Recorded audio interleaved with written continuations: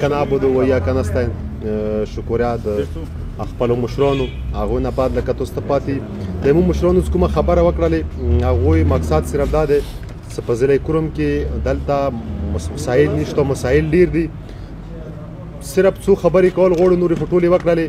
ټول نه ضروري خبره دلته چې کوم دی د وکیلانو والا کیسه ده دلته موږ خوشحال سو چې جوډیشلي راغله جوډیشلي چې راغله وکیلان چې کوم دي مخکې هم مهرو انتظامه وه هغوی چې کوم ظلم کړی و اوس هغوی نه هر کې چې کوم وکیلان دي د یوه صرف هغه یو سرټیفیکټ جوړولې دپاره چې کله وکیل ونیسي 20,000 روپۍ خلي موږ ریکویسټ کوو څومره وکیلان دي جج صاحب د هغوی ته ریکویسټ کوو چې دوی ته یو څه ورته سرکاري ریټ پیکس کړی شي دویمه کیسه ورکې چې کوم دی دلته د پیټوارانو په متعلق وکړو ساده کې او سنټر لوور کروم او سنټر کروم کې کوم پیټواران اوس دي دلته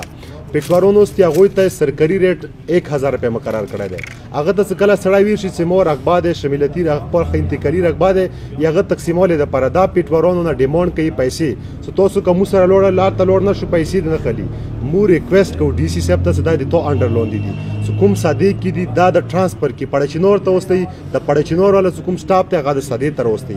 دې واجه څه دی زه به تو ته په هزارګاو خلکو شکایتونه چې موږ ته کورو ته خلک راځي چې موږ پیټواران نه بالکل تنګ شوي اخري مطالبه دلته چې کوم دی د بجلی په متعلق دی د بجلی چې کومه دی دا بنیادي حقوق دي لکه څنګه زموږ صدر صاحب حکمتیار صاحب بدلولي جی خبره وکړله د سی ټي چې کوم دی سی ټي کاروبار ټول متاثر شوی دی دیهات خو پرېږده سی ټي کاروبار متاثر شوی دی بجلی وجې نه موږ مطالبه کوو هغو خلکو نه چې زموږ حکومت خپل حکومت نه مطالبه کوو چې موږ ته د بجلی چې کومه دی په هر حال باندې دا د بحال کړی شي ټولو نه اخري مطالبه چې کومه دی د پولیس نظام لکه څنګه مولانا صاحب خبره وکړه چې د دې نظام دپاره مو 16-18 دین در نه دي دپاره نه ویر کړي چې موږ سره به تحصیل یا په تڼو کې ظلم کې که هغه لوکل سټاف دی که نون لوکل دی موږ ریکویسټ کوو چې دلته کوم ظلم شروع دی کوم کرپشن شروع دی که هر چوکي کوي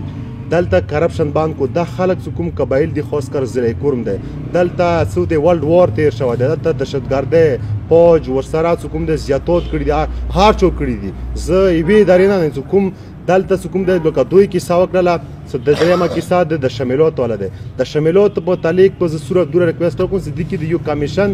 یو کمیشن جوړ کړی شي ډي سی اف د کمیشن جوړ کړی شي د رقبې چې کوم دی دلته پل پور چې څومره کنسټرکشن کارونه کېږي که په هارې په کلي کې کېږي هر ځای کې کېږي هغه د پل پور بند کړی شي ډي سی صاحب ته مو ریکویسټ کوو اخري خبره دا کوو چې موږ د ضلع کرم په متعلق چې څومره ویکینسۍ لکه خلک چې کوم د انلاین سبق انلاین کورسونه د 3G مطالبه حاجي صاحب وکړه موږ د 3G مطالبه کوو دلته څومره سټوډنټ دي هغوی ایجوکیشن تباه برباد کېږي د 3G متفل پور بحاله کړه ډېره مهرباني شکریه